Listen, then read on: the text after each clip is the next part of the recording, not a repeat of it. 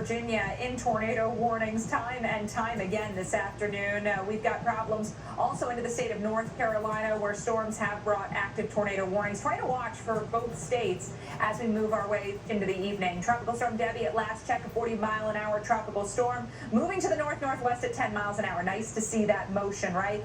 We've got our tornado warning right now. The storm is off to the north of Suffolk. We've also got a tornado warning into north central parts of North Carolina and a severe warning way down there into South Georgia. But let's start with the tornado concerns. Tornado watch in effect until 8 o'clock for Richmond and Norfolk, for Raleigh, and for the Outer Banks. Here along Interstate 85, we've got a tornado warning. It's observed in Vance County, so Dabney and Henderson and South Henderson and Interstate 85 under this tornado warning until the top of the hour. So that area of rotation would be right around Henderson, right around Interstate 85 and Highway 158 right now. So looking at these areas, we've got to watch very heavy rain too. So you may not see this coming, may not be able to get a good eye on it depending on where you are in relation to the storm.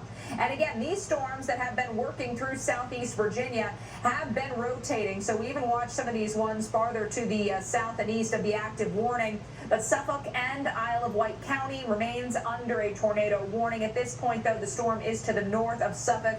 4:15 is the expiration on this. There's your area of rotation right where that hook was in the storm. And these storms have been moving north-northwest. So a little less than typical normal motion. Usually we see those storms generally going west to east, but because these are in association with the circulation of Debby, we're seeing that southeast to northwest motion. Very heavy rain also accompanying these, but again, watching these storms, watching these for possible tornado development. As the system continues north, we'll see that threat shift to places like Richmond and a very heavy rain threat across southwest Virginia. Already starting to see some of that moderate rain move into places like Roanoke.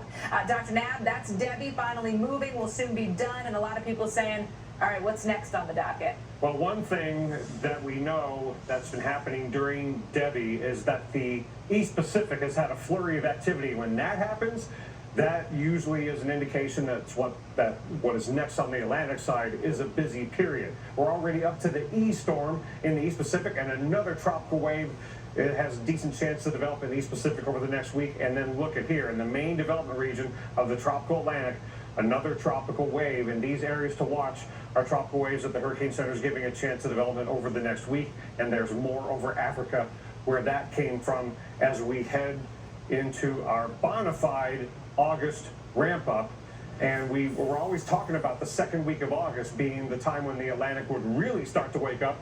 But of course, Debby has, despite the fact that it struggled to develop for a while, certainly had some impacts once it got to the continental United States. So there goes the E storm in the East Pacific. But look at this tropical wave here that has crossed Central America. This is the next development candidate for the East Pacific with a 30% chance over the next week. And I mention this to highlight the fact that the East Pacific flurry of activity isn't quite done yet, as those favorable conditions unfortunately move from the Pacific toward the Atlantic.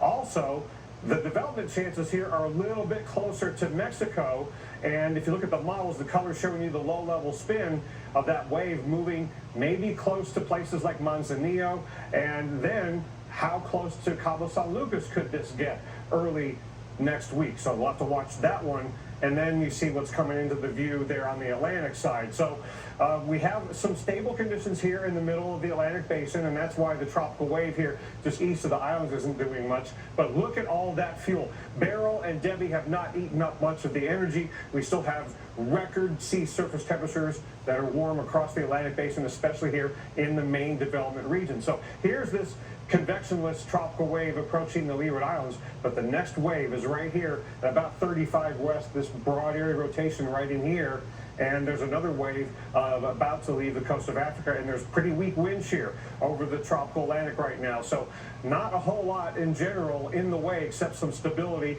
in the early time over the next week. But Hurricane Center has increased the odds to 40%. I see those percentages going up over the weekend.